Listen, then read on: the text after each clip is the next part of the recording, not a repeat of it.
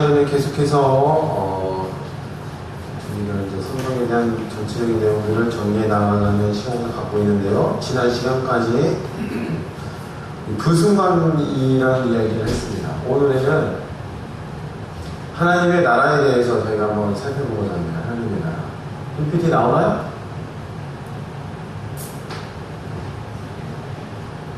집사님 잘하셔야 돼요. 하은이가 굉장히 놀고 있어요. 깜짝 놀라서 집사님 어제 오신 줄 알았어. 저번주에 뒤로 뒤따고 앞으로 따고 깜짝 놀랐어요. 그리고 웃고 있지만 속으로는 떨고 계신다는 거. 자, 하나님의 나라입니다. 하나님의 나라. 자, 성경에서 가장 결정적인 순간은 무엇일까요? 우리가 계속해서 살펴본 그 결과 십자가에서 다 이루었다는 그 순간이 성경에서는 가장 핵심적이고 매우 중요한 순간입니다. 네, 다음 장 넘겨주시겠어요? 십자가에서 다 이루었다 하신 그 순간이 가장 결정적이고 가장 핵심적이라는 거. 자, 근데 그 순간의 핵심은 그림으로 표현하면 이렇게 됩니다. 글씨가 어두워서 잘 안 보이실 것 같은데, 가운데 제사장 나라가 있죠? 구약의 율법.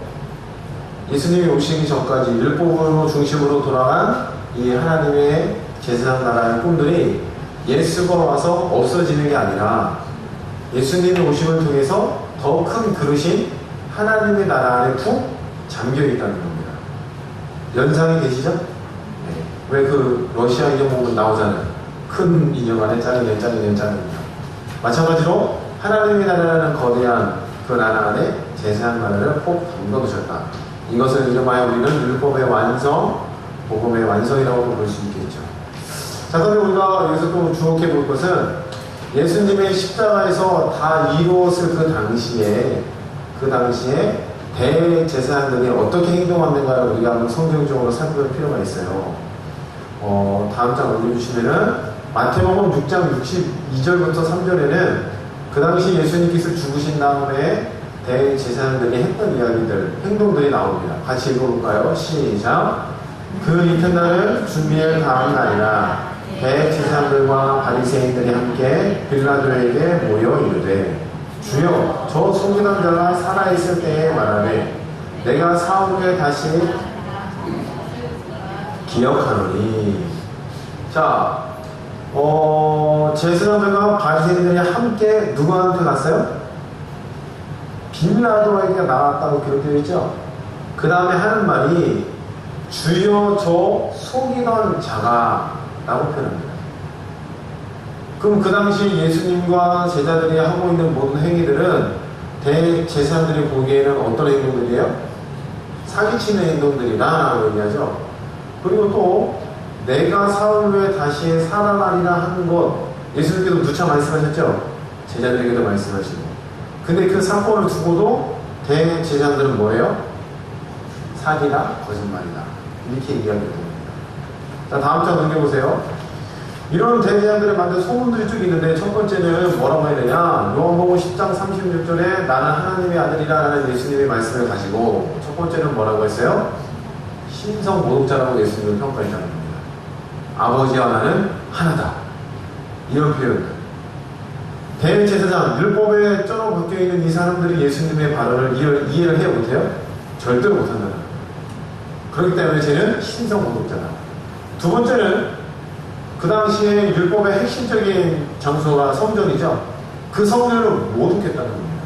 그 모독의 내용이 뭐라고 표현되어 있죠? 요한복음 2장에 이 성전을 홀라 내가 사흘 동안에 일으키리라. 이 말씀을 하시면 자기 몸을 가리켜 하실 말씀이라고 기록되어 있죠. 그쵸? 성전으로 오셔서 제 지푸를 가지고 제물을 위해서 스스로 죽으셨다가 부활하신 사건을 예표하는 건데, 그 사건을 가지고 이 성전, 40년 동안 지은 성전을 네가 3일 만에 일으키느냐? 너 성전을 모독했다, 이렇게 평가하고 있다는 거죠. 그리고 세 번째는 아까 얘기한 마태복음 6장이랑 똑같습니다. 부활을 속이는 자입니다. 십자가에 못 박게 할 것이나 얼마 만에요? 제3일. 이건 상식적으로 이해가 안 되는 말이죠.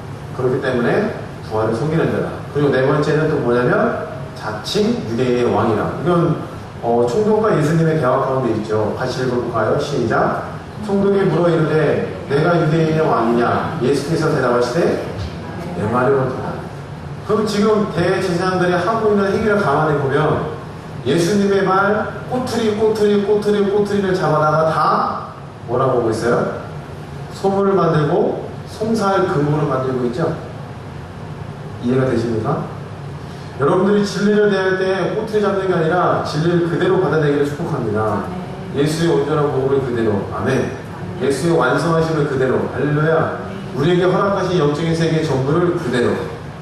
이건 이래서 저렇고 저건 저렇고 저렇고 그게 아니라 온전한 복음의 형태를 다 받아내기를 축복합니다.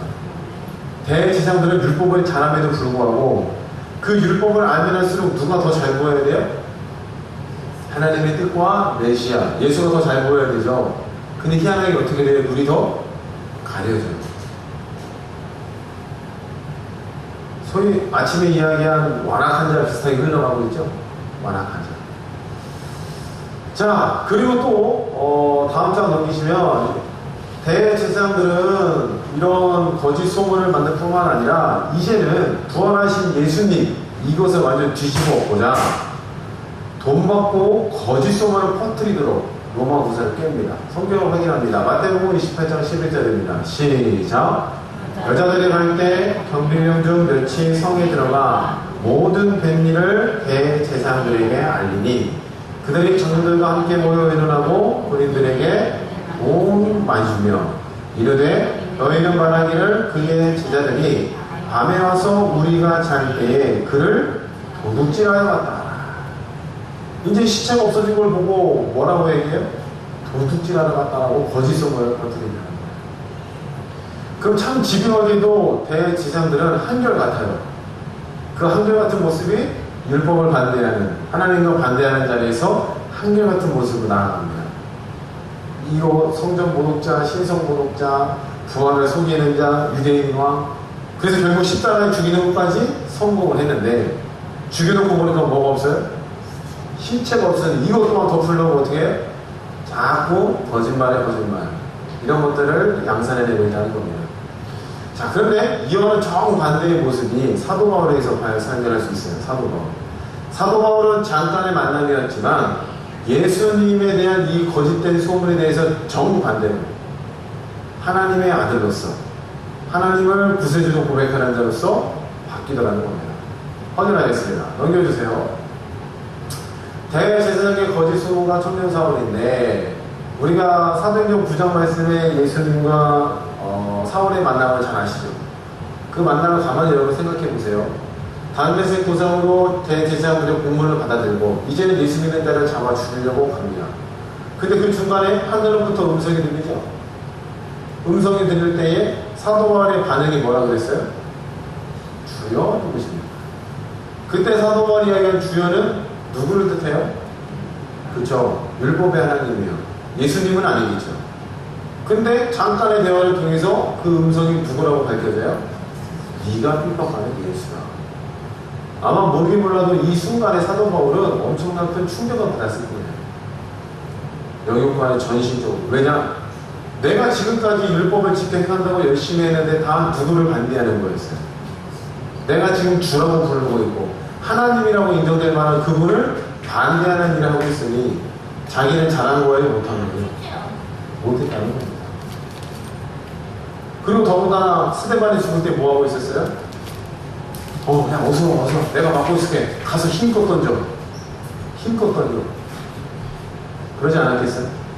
그만큼 예수 믿는 이 그리스도, 이 복음을 거부하고 반대했다는 겁니다. 근데 이 잠깐의 만남을 통해서 사도 바울은 하나님의 사도로 거듭난다는 겁니다. 어떻게 바뀌나요? 확인할까요? 예수님에 대해 오해했던 바울이 이렇게 바뀝니다. 예수님을 신성 모독자라고 알고 있고 대제사장과 똑같이 알고 있던 사도 바울은 누구라고 이제 고백을 해요? 하나님의 아들. 단순히 그냥 저분이 메시아다 이 정도가 아니라 하나님의 아들로서 이 땅에 오셨구나. 정확한 신앙 고백이 이루어진다는 겁니다. 그리고 성전 모독자가 아니라 성전에 유월절을 안식일을 자꾸 범하고 안식일을 흐트러뜨리고 그 당시 이스라엘 민족의 질서를 흐트러뜨리는 성전 모독자가 아니라 뭐라고 되어 있어요? 같이 읽어봅니다. 시작. 율법과 선지자를 완전하게 하십니다. 처음 그림을 떠올려세요. 제사장 나라가 어디로 당겨요?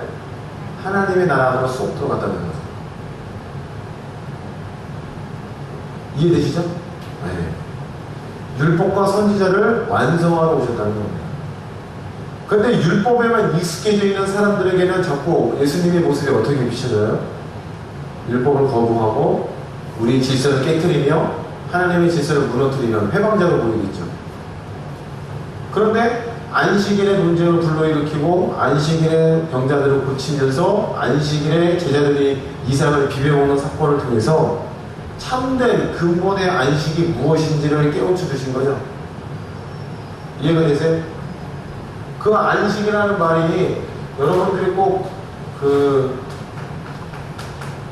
일곱째 날, 7년, 희년 여기서만 찾지 마시고 이 안식이라는 말 자체는 성령안, 주님안, 말씀안 이런 표현도 다 똑같겠죠?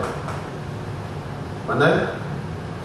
외인되었던 우리가 하나님의 생명세계에서 떨어져 있던 우리가 예수 그리스도의 십자가로 말미암아 화목해 되어서 하나님의 안으로, 주님 안으로, 말씀 안으로, 성령 안으로 우리가 위치를 옮겼다는 겁니다.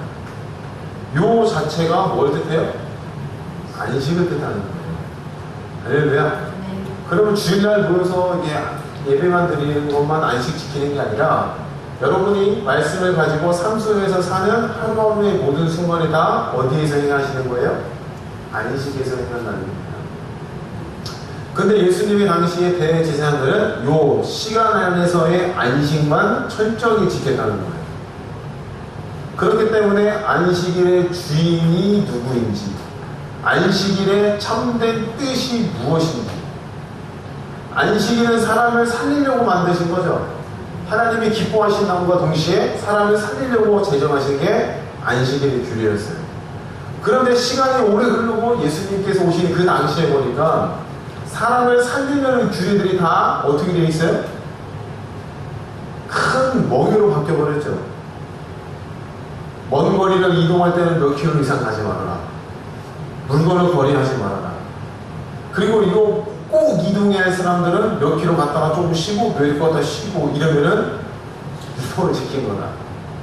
이게 전부 다 이런 것들이 사람들로 하여금 살게끔 만드는 게 아니라 자꾸 억압하고 올가맨다는 겁니다. 안식일의 참된 주인, 그분이 바로 예수 그리스도, 죄값을 지심을 말미암아 완성되어서 우리에게 화목케 하신 그분이 바로 안식일의 주인. 할렐루야. 그 주인이 내 안에 있고 내가 그 안에 거하니 여러분들은 어디에 거하시는 거예요? 안식 안에 거한다는 겁니다.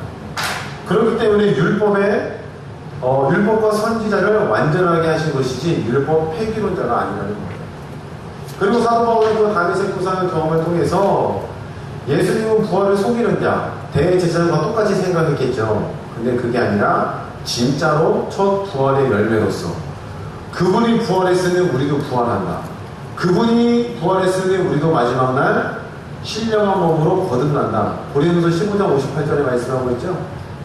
그 몸을 입는다고 사도 바울도 고백할 수가 있다는 겁니다. 그리고 마지막으로 자칭 유대인 왕이라고 이야기하는 대제사장들의 편협한 개념이 아니라 이제는 만유의 주인으로서 하늘의 위에 있는 것들과 땅 위에 있는 것들과 땅 안에 있는 모든 것들이 누구의 이름 앞에요? 예수의 이름 앞에 무릎 꿇는 만왕의 왕으로서 예수님께서 서 계신다는 것을 그 다메섹 도상에서의 그 짧은 시체험을 통해서 사도 바울이 바뀌었다는 겁니다. 할렐루야. 그리고 또 많은 시간 동안 시간이 흐르면서 율법을 통해서 자꾸 예수님을 재해석했겠죠. 복음에 대한 재해석, 메시아에 대한 재해석. 내가 핍박하고 내가 회방했던 그분이 진짜로 하나님께서 보내신 우리의 구원의 소망이었구나. 아멘. 자, 이처럼 대제사장들과 사도 바울은 이렇게 극명한 차이를 드러내고 있어요. 우리도 신앙생활을 잘못하시면 사도 바울의 자리가 아닌 대제사장들의 자리, 마치 완악한 심령 쪽으로 흐를 수가 있다는 겁니다. 우리가 깨어서 어디로 가셔야 돼요? 바울이 믿었던 자리, 생명의 자리, 믿음의 자리로 나아갈 줄을 믿습니다. 아멘. 자, 이렇게 해서 하나님께서 우리에게 하나님의 나라를 주시는데, 하나님의 나라는 크게 우리 5가지 특징이 있어요. 첫 번째가 무엇이냐면, 같이 읽어봅니다. 시작. 하나님의 어린 양으로 시작했대요. 하나님의 어린 양. 물론 하나님의 나라는 아담 더 그런 쪽으로 들어가면은 아담 거기까지 살펴봐야 되겠지만, 우리가 이제 큰 틀로 간단하게 살펴보면은 성경을 읽어보겠습니다. 요한복음 1장 29절, 우리 잘 아는 말씀이죠. 읽어봅니다. 시작. 거의 화면에 나와 있어요. 안 넘기셔도 돼요. 시작.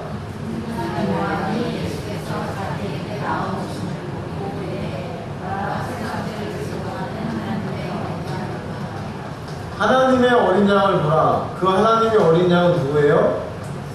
예수 그리스도, 예수님이라는 거죠. 근데 왜 하필이면 어린 양이라는 표현을 썼을까요? 이 양과의 밀접하게 관련된 유대인의 절기는 뭐가 있죠? 그쵸. 6월절이라는 절기가 여기 굉장히 밀접하게 관련되어 있습니다. 그럼 6월절의 절기는 넘어가다, 패스오버인데 뭘 넘어갔죠? 사망이. 어린 양의 피가 달리온 이 집은 어떻게 됐어요? 넘어갔다는 겁니다. 너희도 똑같이 죽어야 되는데 누가 대신 죽어서요? 양이 죽어서 너희의 죄를 보지 않고 넘어가서 너희가 생명으로 나아갈 수가 있었다. 요 이미지를 따다가 누구에게 접목시킨 거예요? 예수님에게. 그럼 우리가 예수 그리스도의 그 피가 발리온 자죠. 할렐루야. 예수 그리스도의 보혈이 우리에게 가장 큰 소중한 흔적입니다. 그걸 이제 스티그마라고 하는데, 그 예수의 피가 발려진 그 진리 속에 들어가면 사망의 일들이, 죄의 각들이, 마귀와 사단과 귀신의 일들이 우리를 어떻게 한다고요? 넘어간다는 뜻이 되겠죠. 종국적으로 사망을 이겨서 우리는 부활에 이르게 될 줄로 믿습니다. 할렐루야. 그렇기 때문에 이 어린 양이라는 건요, 어린 양은 예수님 당시에 사도 요한이 요한복음을 썼을 텐데, 예수님 죽고 난 다음에요, 그 어린 양이라는 표현을 썼을 때에 우리는 이것을 자꾸 기억하고 상기시켜야 되지만, 유대적 배경을 갖고 있는 크리스찬들에게는 굳이 이것을 설명할 필요가 없죠. 이해가 되시죠? 구약이 깔려 있으니까.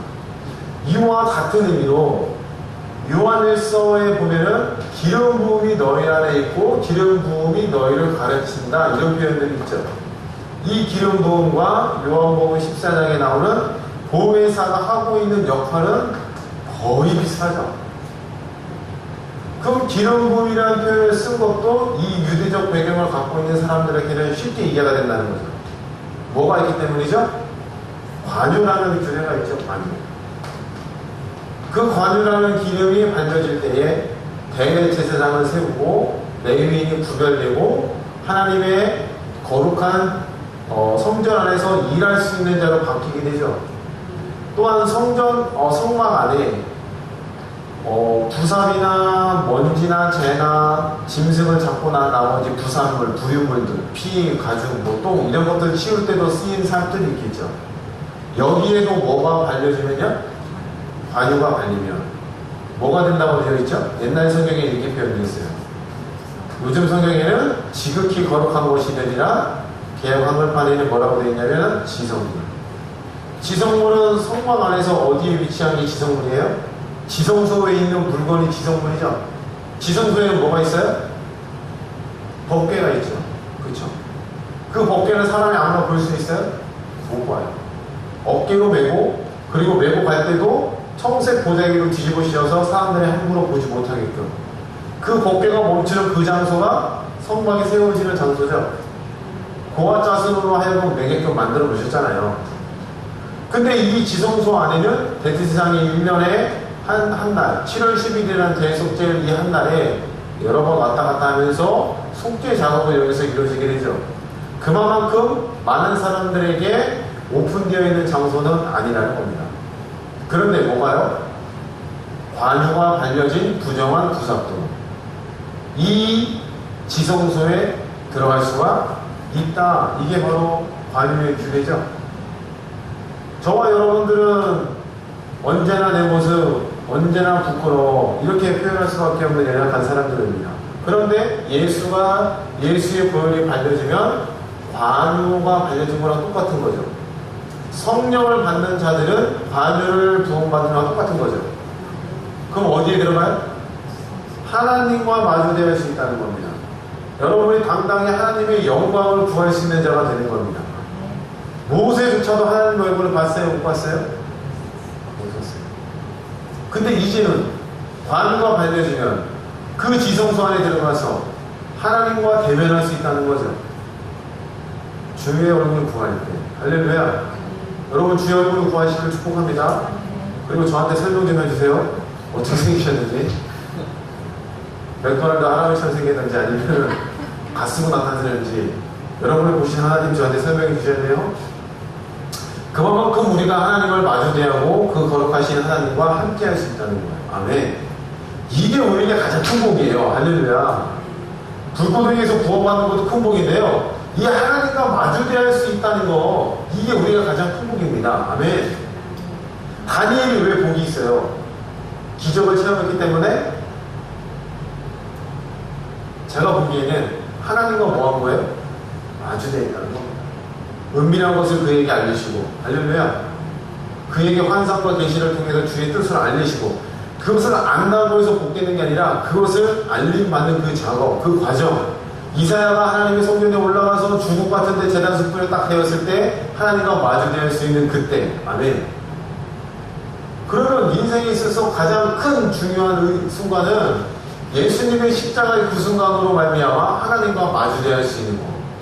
이게 우리에게는 가장 큰 복이고 우리가 하나님 앞에 감사해야 될 내용인 줄 믿습니다. 아멘.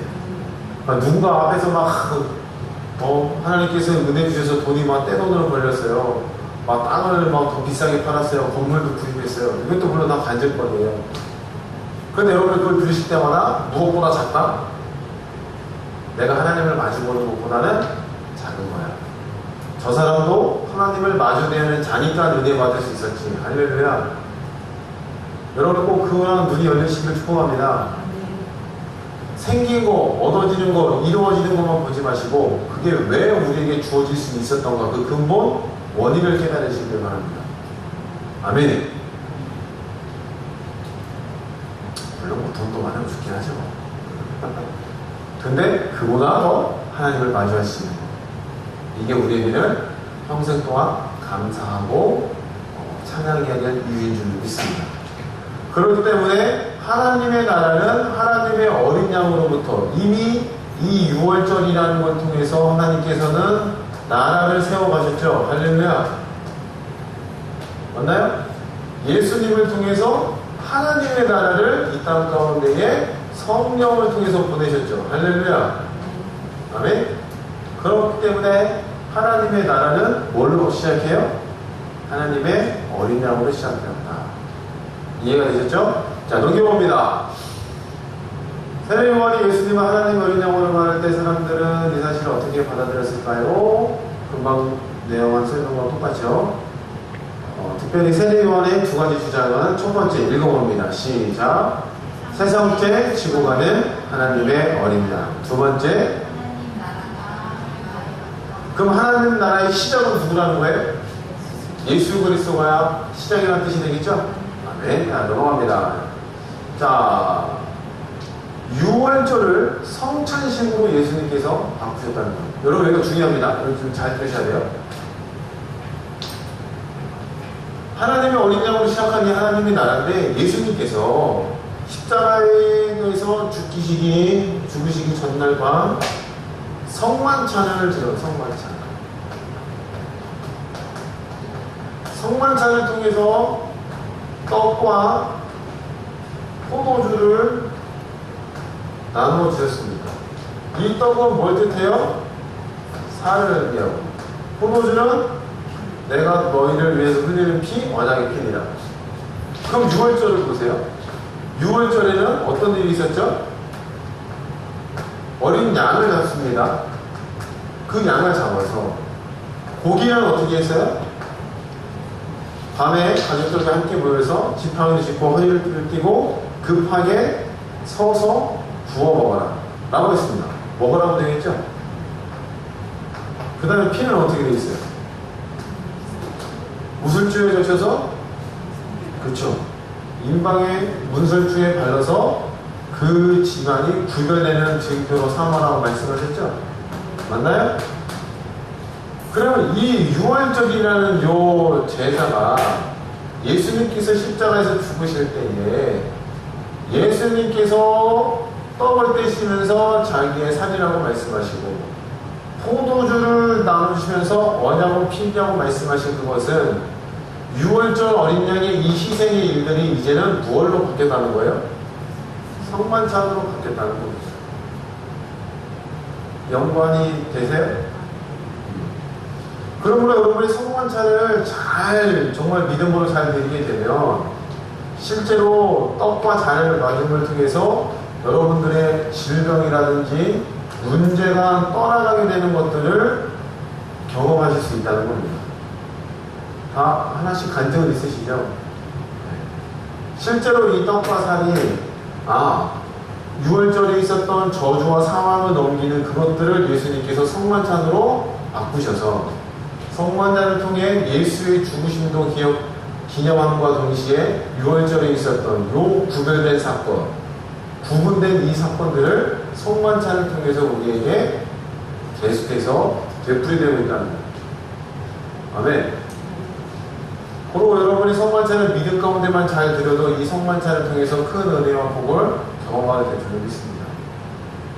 그러니까 이 앞에서 뭐 사람 몇 안 되고 분위기 안 한다고 뭐 그런 거 쳐다보지 마시고 성만찬의 본질적인 의미, 죄와 사망을 이기시고 어린 양 가운데 이 피가 발려진 집 가운데 사망이 떠나는 것처럼 우리도 이 성만찬 예식에 참여한 우리 기독교도 그 일들이 일어난다.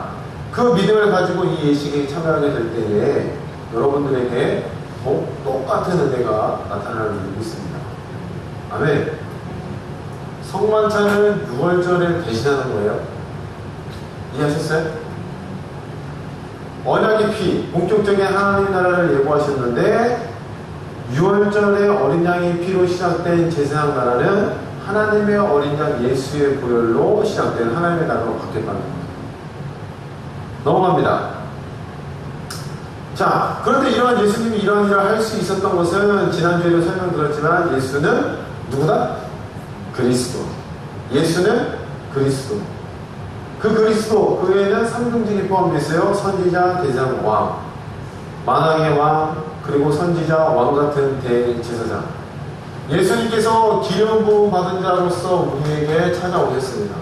그런데 우리 또한 무엇을 받은 자가 됐어요? 기름 부음 받은 자가 되었다는 거예요. 그럼 여러분들에게도 왕 같은 일들이 나타나고, 할렐루야? 여러분들에게도 선지자 같은 일을 할 수 있으며, 여러분 또한 대제사장의 일을 감당할 수가 있다는 뜻이 되겠죠. 히브리서 1장 말씀에 거룩하게 하시는 이와 거룩하게 함을 입은 자들이 한 근원에서 났다. 한 형제라 부르심을 부끄러워치 않으셨다. 그럼 예수님께서 기름 부으셔서 이런 일을 감당하셨다면 나중에 사도행전을 보게 되면 그 예수 성령으로 말미암아 기름 부음을 받은 자들이 예수와 똑같은 일들을 하는 거 아니죠? 베드로, 야고보, 요한 전부 다. 그럼 여러분들 또한 역시도 기름 부음 자로서 왕 같은 일, 선지자 같은 일, 제사장 같은 일을 이 땅에서 행할 수가 있다. 그것이 바로 여러분들에게 주어진 안식 안에서의 일들이 되겠죠. 좀 이렇게 꿰지세요? 잘 정리하세요. 아멘? 네. 그렇기 때문에 예수님의 삼중직은 예수가 그리스도래 기름 부음 받았대 요것만 집어넣지 마시고 그 기름 부음 받으셔서 하고 있는 일들이 누구에게도 나에게도 열려있다는 겁니다. 그것을 여러분들이 믿음을 가지고 진리의 말씀을 기초 삼아서 그 일에 뛰어들 때 우리는 그 일을 보게 될 줄 믿습니다. 그러니까 지식으로만 갖고 마시고 삶 가운데 좀 행해 보세요. 왕 같은 일을, 선지자 같은 일을. 자, 계속해서 살펴봅니다. 하나님의 나라는 또 어떻게 되었을까요? 두 번째, 어떻게 돼요? 읽어봅니다. 시작. 하나님을 뭐라 부른대요? 아버지라 부르냐. 아까 예수님께서 하나님을 아버지로 부르니까 대제사장들이 뭐래요? 신성모독이었어요. 신성모독. 그럼 여러분들은 유대인들의 입장에서 보면은 뭐 하는 사람들이에요? 신성모독자들의 우리가 바로 교회라는 겁니다. 이 불교가 것들 어떻게 하나님을 아버지라고 해요? 근데 하나님께서 우리에게 아버지 되어 주심은 요한복음의 말씀에 보니까 14장에 내가 거처를 예비하러 가노니 내가 가는 곳에 그의 것이 많더라. 근데 14장 뒷부분에 후반부에 가니까 우리가 말씀을 지키는 그와 함께 거하여 우리가 그 안에 거하고 그가 우리 안에 거하게끔 만들고 그를 거쳐 삼겠다고 말씀하셨죠. 맞나요? 요한복음 14장 한번 찾아볼까요? 요한복음 14장. 말로만 떠들면 또 머릿속에 그냥 지나가는 글 소리로만 들리니까 요한복음 14장을 찾습니다. 요한복음 14장 23절을 보겠습니다. 시작. 예수께서 대답하여 이르시되 사람이 나를 사랑하면 내 말을 지키리니. 예수님의 말, 하나님의 말씀을 지킨다는 겁니다. 내 아버지께서 그를 사랑할 것이요 우리가 그에게 가서 거처를 그와 함께 하리라. 할렐루야.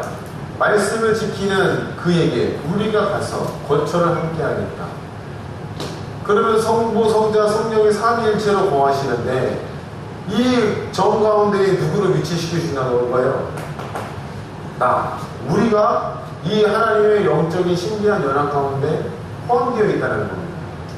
그러므로 여러분이 예수가 우리 안에 거하고 내 안에 하나님이 살아계신다는 것은 놀라운 신비인 줄로 믿습니다. 아멘? 이것을 굉장히 좀 크게 여기세요. 성령께서 내 안에 오시고 내가 하나님을 볼 수 있고 그와 대면할 수 있고 그와 함께 그 놀라운 사랑의 교제권 안에서 살아가는 이 자체가 우리에게 이 세상 어떤 것도 바꿀 수 없는 큰 복이라는 것을 좀 여러분들의 마음간에 확실하게 정리하시기 바랍니다. 그런데 여기서 끝이지 않고 성경은 예수님과 우리가 한 형제야. 한 형제. 한 형제니까 예수님을 아버지를 하나님을 뭐라고 불러요? 아버지. 그러면 우리도 하나님 뭐라고 불러야 돼요?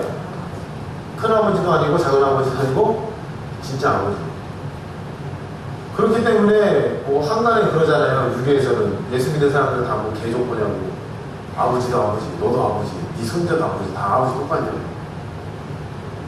근데 이러한 영적인 신비를 알게 되면은 각 사람 개개인에게 다 아버지 되어주신다는 거죠. 할렐루야? 왜냐면 예수님과 우리가 1대1의 관계니까. 우리 부모를 통해서 신앙을 뭐 훈련받고 소개받긴 하지만 그분은 우리에게 예수님에게로 데려다주는 도구에 불과하고 본질적인 관계는 하나님과 우리의 1대1의 신앙 관계죠. 그렇기 때문에 족보에 상관없이 전부 다 뭐가 돼요? 아버지가 되어주시는 거예요. 아버지 불러봅니다. 시작. 아버지 좀 불러주세요. 하나님의 나라 신성 모독자들이 아니라 하나님의 나라는 바로 전부 다 아버지라는 거예요. 여기에는 신분도 필요 없죠. 성별도 필요 없죠. 그죠? 어린아이도 전부 다 필요 없어요. 돈이 많거나 적거나 제정신이거나 좀 정신이 오락가락하거나 상관없어요. 전부 다 하나님을 뭐라고 불러요? 아버지라고 불러요. 그러면 여러분들이 사회적 기준을 가지고 사람들을 판별하고 구별지는 게 아니라 다 누구다? 하나님의 자녀야. 조금 먹전 안 좋은 짓거리를 해도 그래도 하나님의 자녀야. 나는 녹록한 마음을 가지고 좀 이해하시기를 바랍니다. 할렐루야? 이게 바로 하나님 나라의 특징이에요. 세 번째, 하나님의 나라는 또 어떻게 되니까요? 같이 읽어봅니다. 시작. 한 영혼이 천하보다 귀한 나라가 바로 하나님의 나라의 특징입니다. 마태복음 읽어봅니다. 시작. 사람이 만일 온 천하를 얻고도 제 목숨을 잃으면 무엇이 유익하리요? 사람이 무엇을 주고 제 목숨과 바꾸겠느냐? 목숨이 제일 중요하다는 거죠. 근데 그 목숨을 하나님께서는 굉장히 귀하게 여기신다는 겁니다. 마태복음 13장에 보면은 비유들이 많이 등장해요. 대략 한 7가지가 등장하는데 그 마태복음 13장의 비유는 바로 하나님의 나라의 초점을 맞추고 있어요. 그 하나님의 나라를 발견한 자, 하나님의 나라를 발견한 사람들의 삶들이 이렇다라고 우리에게 말씀해 주고 있죠. 근데 그 하나님 나라의 이 세 번째 특징 가운데 한 가지는 뭐였어요? 바로 한 영혼이 매우 소중하다는 겁니다. 한 영혼. 성경에도 이런 말씀이 있잖아요. 참새가 팔리는 것도 하나님의 법 안에서 이루어진다. 자, 넘겨주세요. 참새 2마리 시장에 이야기가 나오는데 거기에는 아사리온이라는 화폐 단위가 등장합니다. 이 아사리온은 로마 화폐로 16분의 1 데나리온입니다. 16분의 1 데나리온. 그럼 데나리온이 커요? 아사리온이 커요? 지금 졸려서 지금 판단이 안 되죠. 정신이 빠져나가고 있어요. 갑자기 불어보니까. 뭐가 더 커요? 아사리온이 커요? 데나리온이 커요? 네, 데나리온이 커요. 16분의 1이기 때문에. 그럼 이것을 하루 품삯 8만원으로 계산하면은 한 아사리온은 어느 정도나 돼요? 한 5천원 정도 되는 거예요. 요즘 시급이 올랐죠? 얼마예요?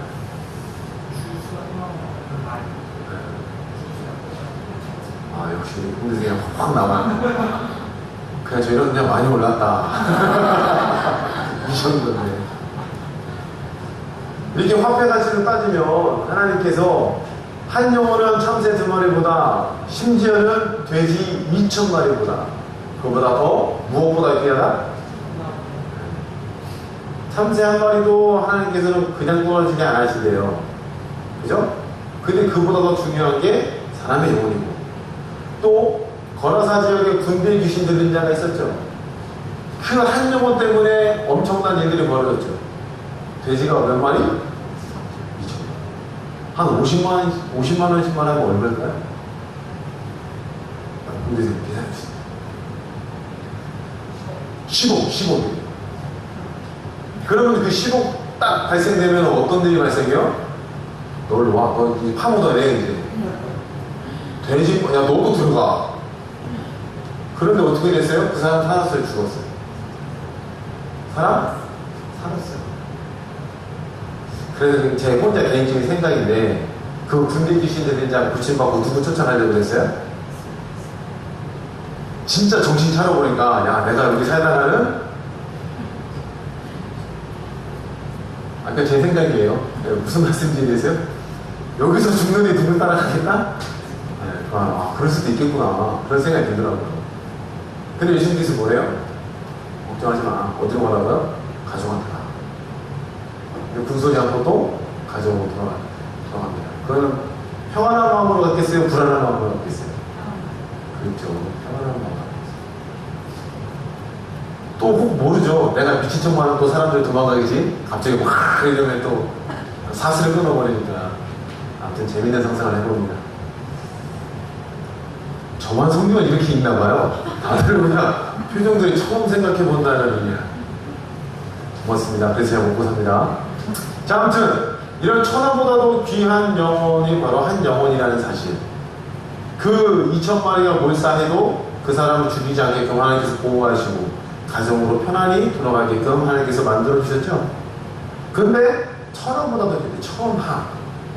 그게 바로 여러분들의 한 사람 한 사람의 무게라는 겁니다. 아멘. 여러분의 가치가 그렇게 크다는 거예요.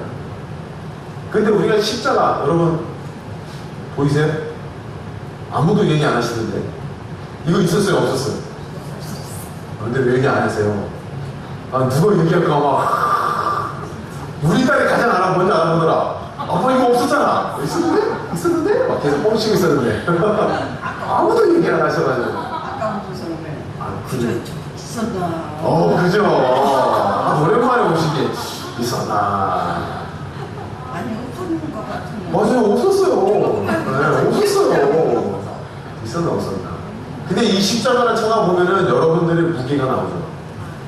체중계로 봐요, 무게가 나오는 게 아니라 이 십자가가 바로 여러분들의 영혼의 무게라는 겁니다. 아멘. 그만큼 귀하고 값지다는 거예요. 할렐루야. 그 하나님의 나라는 바로 한 영혼을 소중하게 여긴다는 거예요. 믿어주십니까? 할렐루야. 천하보다 귀한 이 영혼을 예수님의 귀한 사역의 대상들이었는데, 예수님께서 하신 일들을 한번 쭉 읽어봅니다. 시작.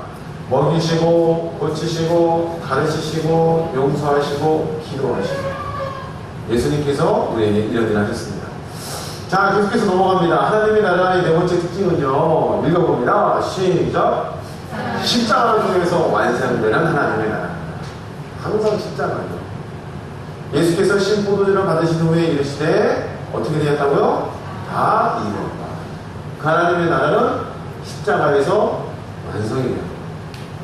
그리고 마지막 날 종말을 향해서 달려나가지만 미완성인 채로 가는 게 아니죠. 완성돼서 더 완성을 우리가 꿈꾸고 바라보고 있다는 겁니다. 아멘. 참 이게 역설적인데, 우리가 현재 살고 있는 이 하나님의 나라가 완전하다고 믿으시기 바랍니다. 아멘. 저기 뭐 피안의 세계 멀리 있는 저 날만 완전한 게 아니라 오늘 내가 살고 있는 이 삶도 하나님의 나라에서 이루어지는 삶. 비록 조금 힘들고 어렵고 처지가 각양 다 다르시죠.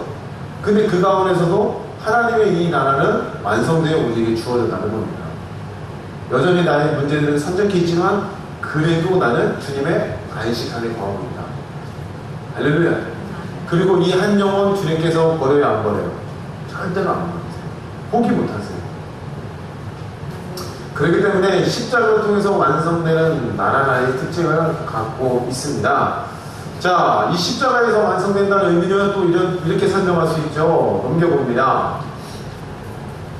예수님께서 치유사역 후 예수님의 일 처리 방식이 바뀌죠. 첫 번째는 예수님께서 고치신 사실을 어떻게 하냐? 말하지 말라.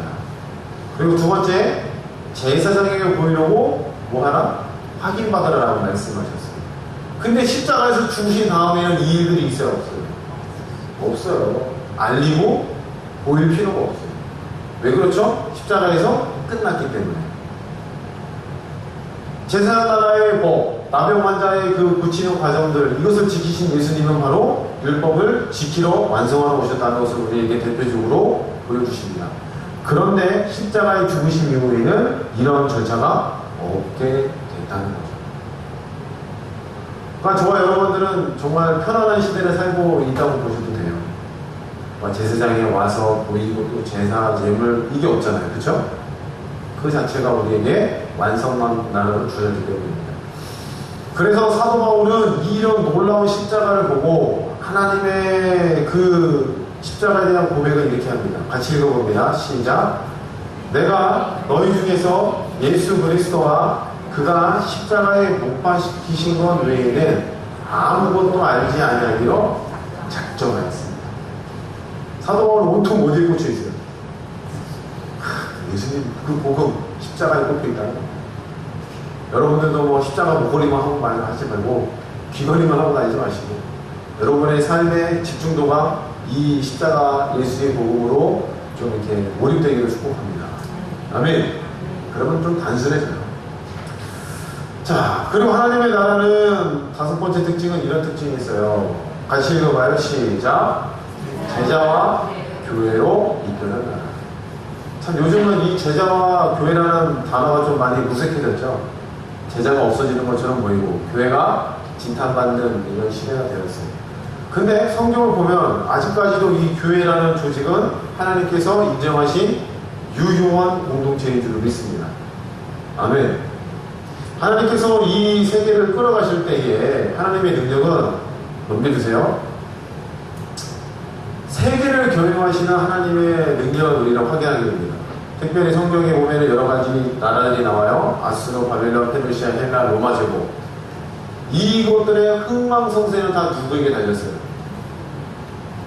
우리가 다니엘서 살펴봤을 때 다니엘서 그 금신상, 그게 박살나는 것들을 보여주셨죠?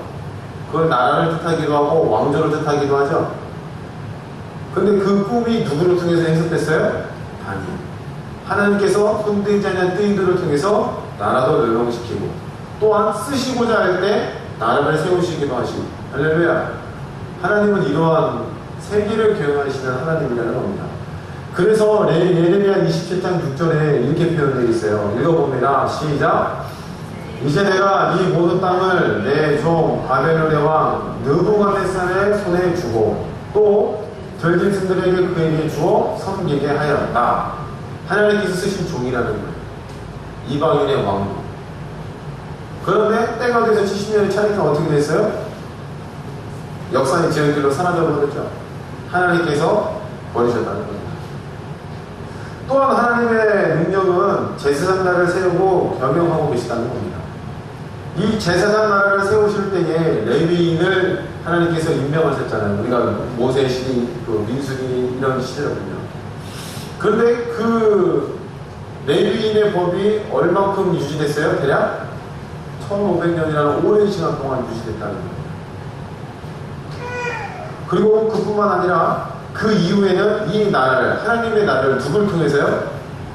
예수님의 제자들을 통해서, 사도들을 통해서, 사도들이 또 제자 삼고 또 제자 삼아서 교회라는 공동체를 이루어서 하나님의 나라로 연결되어 계속 이어지고 있다는 겁니다.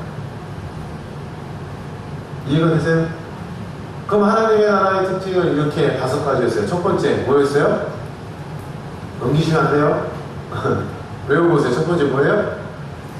무엇으로 시작됐죠? 하나님의 어린 양으로 시작돼요. 그 어린 양이라는 걸 기억해 볼 때 6월절을 떠올리시고 6월절이 뭘로 바뀌어요? 성만찬으로 바뀌어서 예수님의 십자가까지 흘러가죠? 네. 두 번째 특징은 뭐였어요?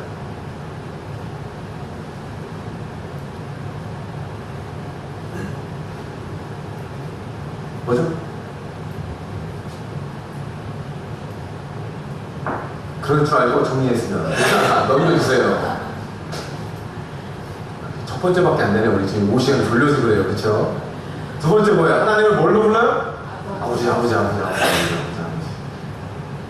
그래서 모르는 사람들은 개족보로 하지만 우리는 진짜 족보를 갖고 있어요. 할렐루야.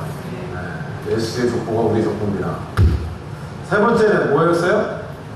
한 영혼이 천하보다 귀한 나라가 바로 하나님의 나라.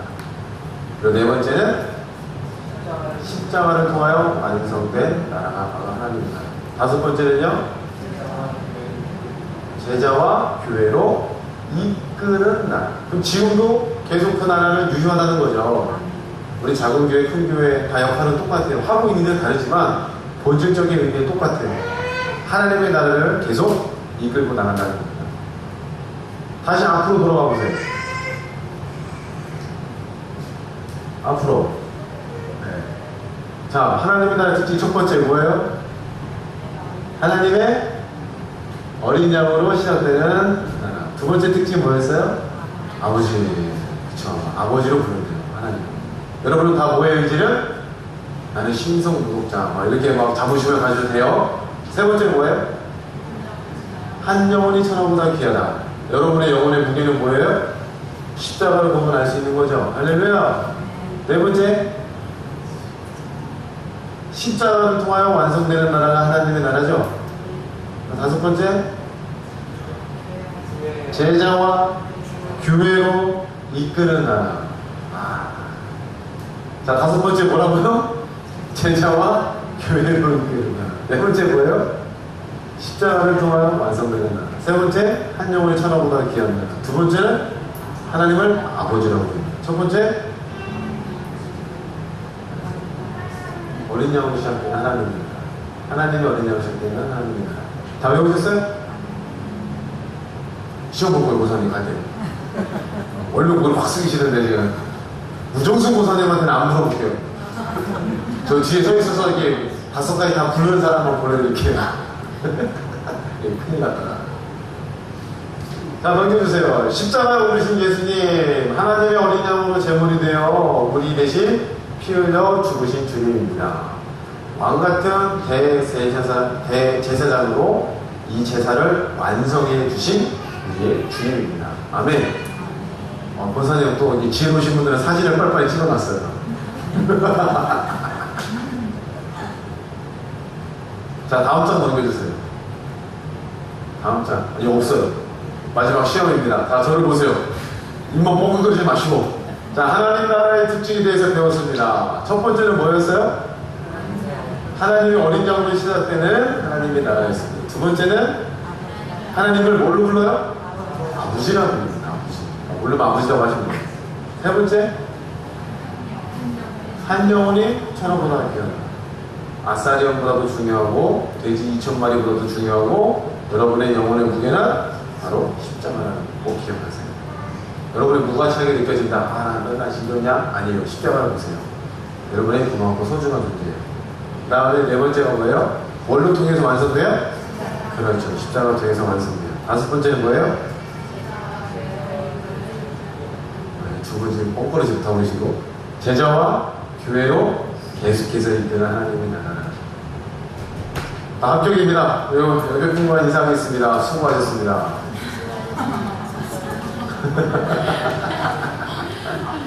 제가 기도하겠습니다. 고마우신 주님 감사합니다. 하나님의 나라에 대해